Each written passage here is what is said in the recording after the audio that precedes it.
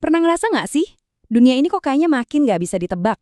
Nah, dalam pembahasan kali ini yang terinspirasi dari buku Everyday Chaos karya David Weinberger, kita bakal coba lihat kenapa kekacauan ini sebenarnya bukan hal yang buruk.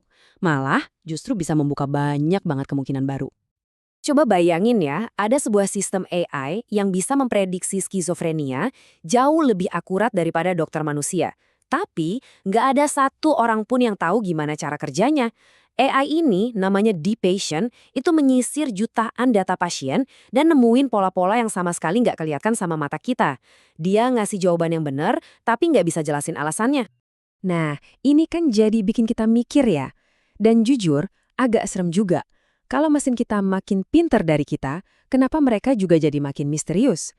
Dan yang lebih penting lagi, gimana caranya kita bisa terus maju kalau kita bahkan nggak paham sumber kesuksesan kita sendiri? Fenomena ini tuh bukan cuma soal AI di laboratorium aja loh. Realitas baru yang aneh dan nggak bisa dijelasin ini udah ngebentuk dunia kita dengan cara yang sangat nyata dan mengejutkan. Bahkan dalam hal sepenting kampanye kepresidenan. Jadi ceritanya waktu kampanye pertama Barack Obama, timnya punya satu teka-teki.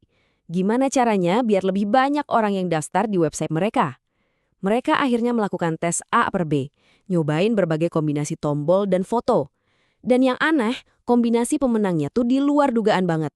Tombol pelajari lebih lanjut digabung sama foto keluarga yang hitam putih. Hasilnya, pendaftaran naik sampai 40%. Luar biasa! Dan ini bagian gilanya. Tim kampanyenya itu bener-bener nggak tahu kenapa kombinasi itu berhasil. Nggak ada teori hebat di baliknya. Mereka cuma tahu itu berhasil, dan tes sederhana ini diperkirakan bisa menghasilkan donasi sampai 75 juta dolar. Ini bukti nyata kalau kita bisa sukses, bahkan tanpa ngerti sepenuhnya. Oke, jadi kita punya AI misterius, terus ada tes website yang hasilnya bikin bingung. Ini tuh lebih dari sekedar cerita-cerita unik soal teknologi.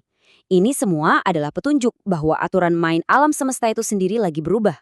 Dan kontrak lama kita dengan realitas udah mulai nggak berlaku lagi. Dulu nih kontrak lama kita sama alam semesta tuh yang di kiri, yakinan kalau dunia ini pada dasarnya bisa kita pahami dan kita prediksi. Tapi sekarang realitasnya beda. Dunia ini terlalu rumit buat model-model sederhana kita. Mesin bisa melihat lebih dalam dari kita, dan kesuksesan bisa datang tanpa kita harus paham 100%.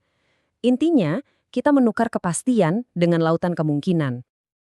Biar kita benar-benar ngerasain seberapa radikalnya perubahan ini, yuk kita mundur sedikit ke masa lalu dan lihat cara berpikir yang udah mendominasi dunia selama ratusan tahun. Kita lihat dunia lama yang mekanis, di mana semuanya terasa kayak mesin jam yang rapi dan teratur. Jadi, selama berabad-abad, metafora yang paling populer itu alam semesta mekanis.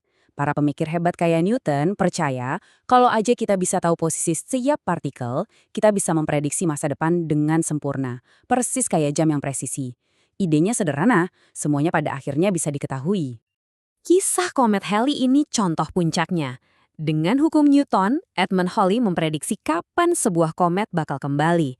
Bayangin deh, perhitungannya itu susah banget sampai butuh 3 orang kerja semusim penuh, ngitungnya pakai tangan.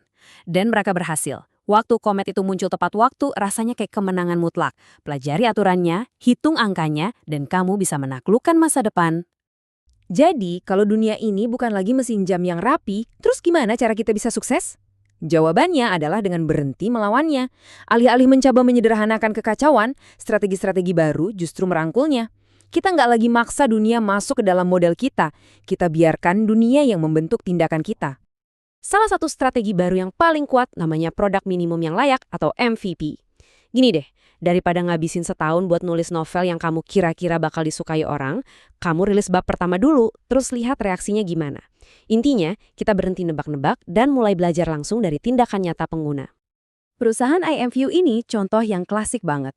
Mereka merilis aplikasi pesan avatar yang masih awal banget dan penuh bug. Saking awalnya, avatar mereka nggak bisa jalan. Mereka cuma teleportasi dari satu tempat ke tempat lain. Anehnya, para penggunanya malah suka banget sama teleportasi itu. Mereka nganggap itu fitur keren, bukan bug. IMView belajar dengan cara melempar produknya ke dunia nyata, bukan dengan merencanakan semuanya di awal. Nah, ide radikal lainnya itu soal platform terbuka. Di cara berpikir lama, kita pasti ngelindungin penemuan kita mati-matian. Tapi Elon Musk, waktu dia membuka semua paten Tesla, dia malah ngelakuin sebaliknya.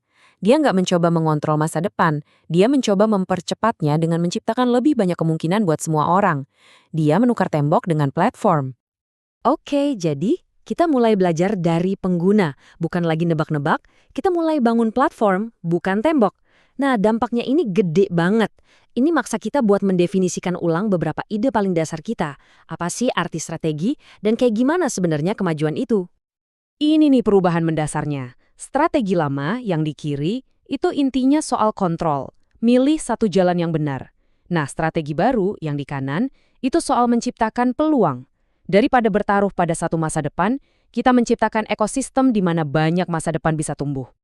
Ini juga mengubah cara kita melihat kemajuan. Dulu, kemajuan itu lurus-lurus aja.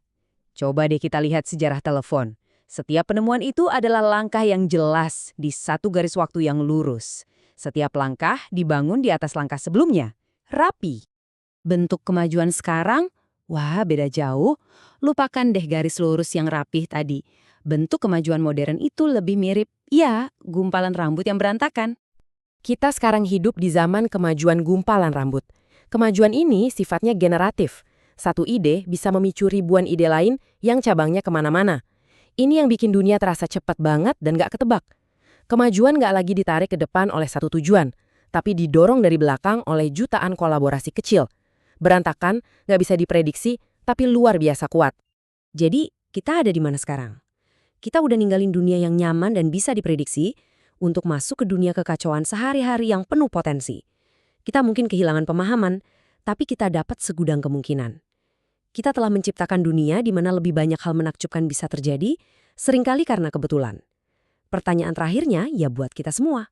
Kira-kira sepadan gak sih pertukaran ini?